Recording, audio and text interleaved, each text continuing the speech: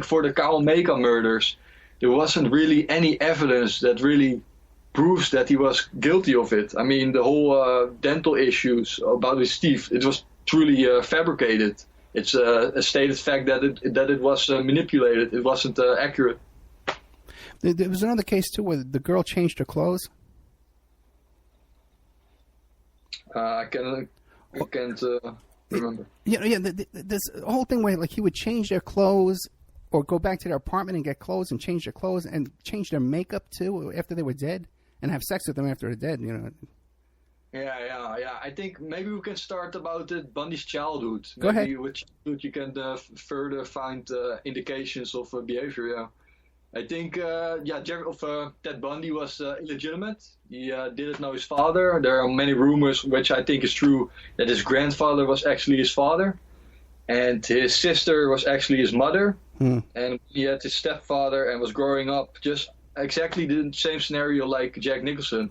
He really believed that his mother was his sister, and his grandparents were his parents.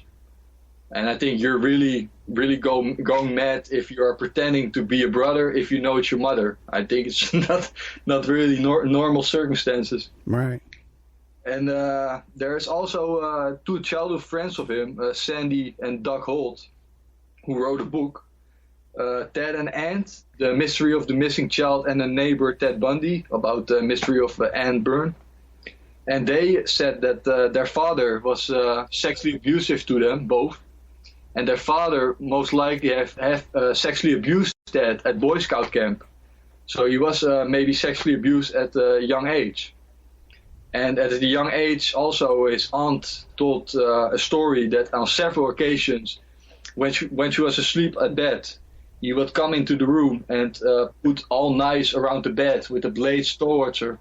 And when she told this to the family, they all ignored them like it was nothing no, doesn't matter.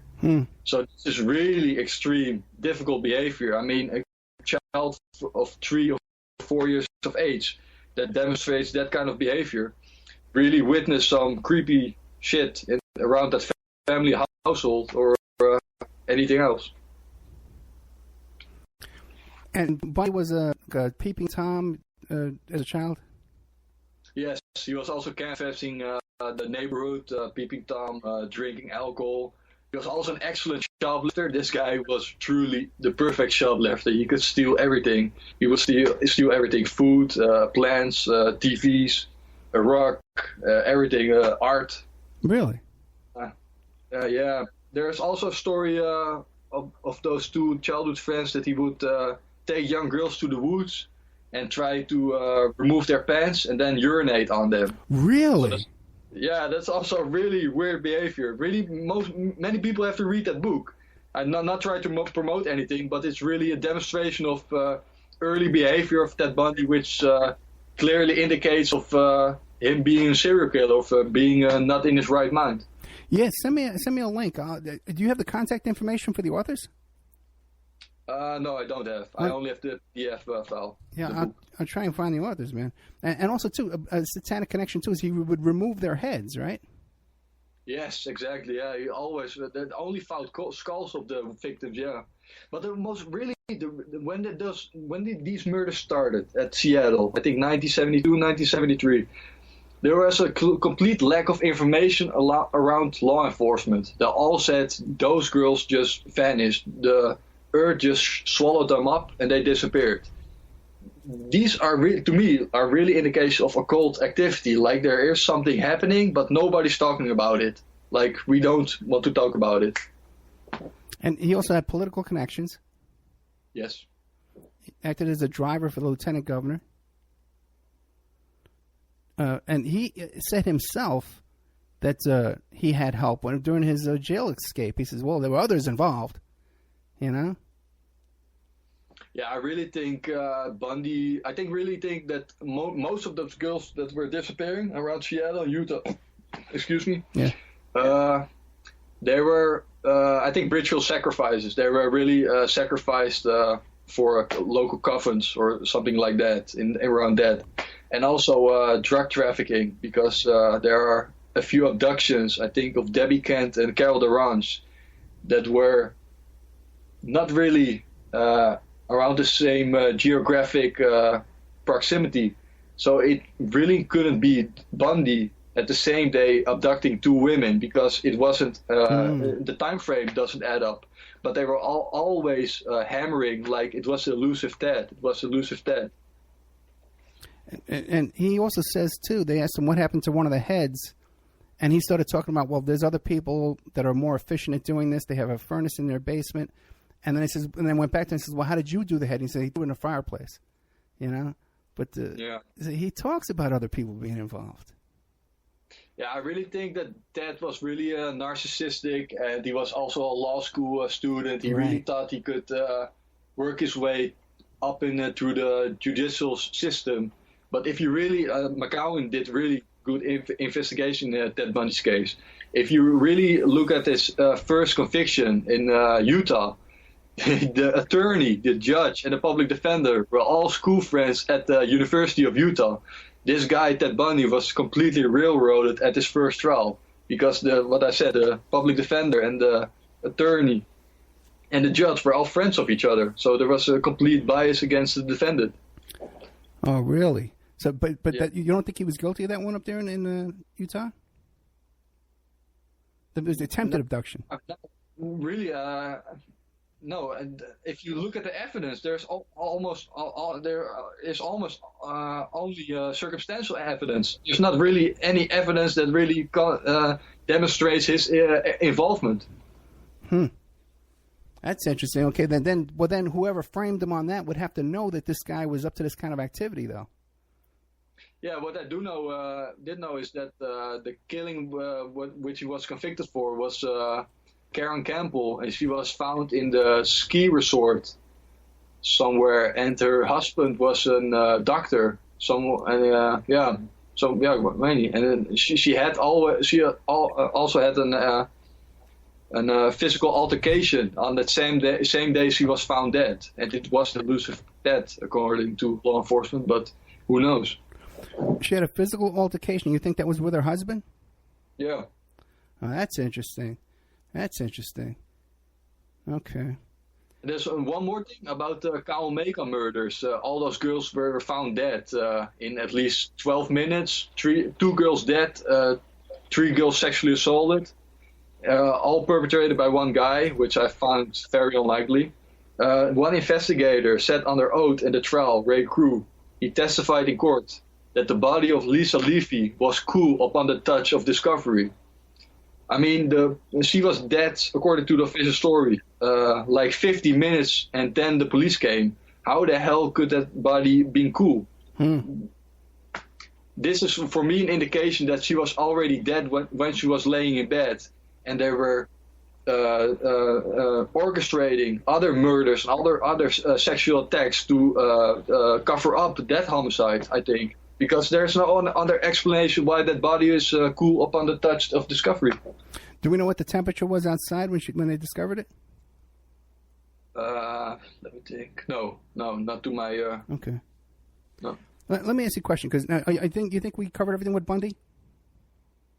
Yes, I think so. Yes. Because 3 times as you've been talking, I've written down Richard Ramirez to ask you questions about Richard Ramirez, and every time I keep forgetting. So now, you have a theory that Richard Ramirez is not involved in any of those murders, or not involved alone. What is your theory about Ramirez? Well, in the last part of my YouTube series, I showed an interview with him, and he said bluntly to the interviewer that he was appealing all 13 murders. So if he's appealing all 13, I really think he's innocent of all 13, that this guy was really a prime example of being a scapegoat, a patsy. Now, but you listened to the interview I did with Kelly Bonansky, who used to talk to Ramirez on the phone? No, I can't remember that you said that last interview, but can you say it again, please? Yeah, because what happened was she became a telephone pal with Richard Ramirez when he was in prison. And she said that she would ask him about the murders, and he says, oh, yeah, that was all Satanism. That was all for Satan.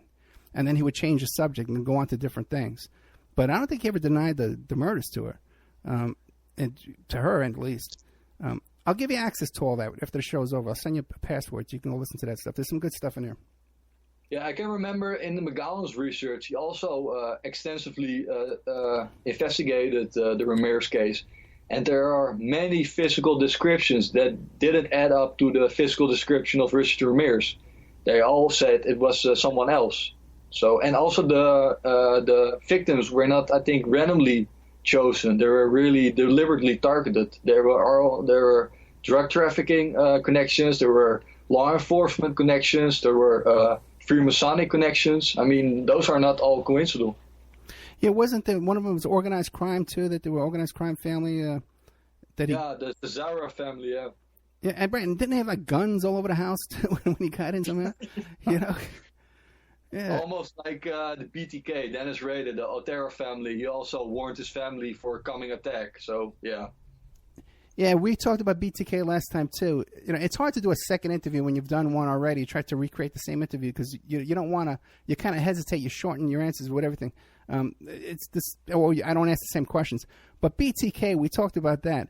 That is such a. There's so many things with that. Like first of all, the business of all the photographs that supposedly he took of himself.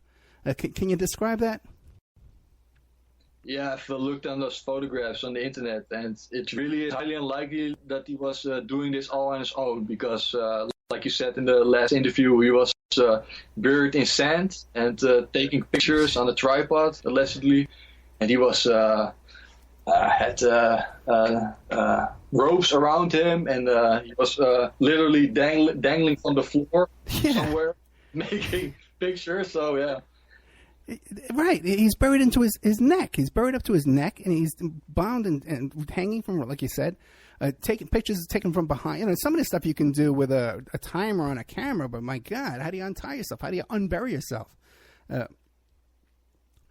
I saw, I think, 5 weeks ago, the documentary of the Otero family that young man, the last son of the Otero family, makes statements about that he really believes that Dennis Rader wasn't the only one responsible for the killing of his family. Yeah, very good documentary. Yeah, he talks about how there was a chair placed in front of the bed, and so that his father was forced to sit in that chair and tied up in that chair and watch his children being murdered. And that also, too, that at one point his father's hands were untied. And in order for him, he says, well, why would you untie somebody's hands? To force them to sign something, you know? Exactly, yeah. And even the investigator of BTK, who was also interviewed in the documentary, acknowledged the son's theory that he may be right, yeah. Yeah. And BTK himself says, what do you call it, that... he says, well, you were holding the gun on them the whole time? He says, well, except when I was tying them up. You know, like, what do? You put the gun down? Like, it just makes no sense. That's also if you believe the official story about Carrie Stainer, that he had abducted and take hostage of these 3 women with one gun, is also very unlikely. I mean, and also with Richard Speck in Chicago. I mean, one guy murdering 9 nurses and raping all of them one by one. I mean, that's who believes that? Or Bundy getting into that sorority house and murdering them all one by one. Yes, exactly. Yeah, yeah. It's the same thing over and over. Now, but back to BTK. You don't believe it's BTK stands for bind, torture, kill, right? Well, what do you think it stands for? Yeah, I've read somewhere that it's also an U.S. Air Force squadron term. It's entitled Born to Kill, like the helmet on Full Metal Jacket from Stanley Kubrick. Mm. And just like, what's his name, Berkowitz said, Born to Kill. You know, born to be created to do this.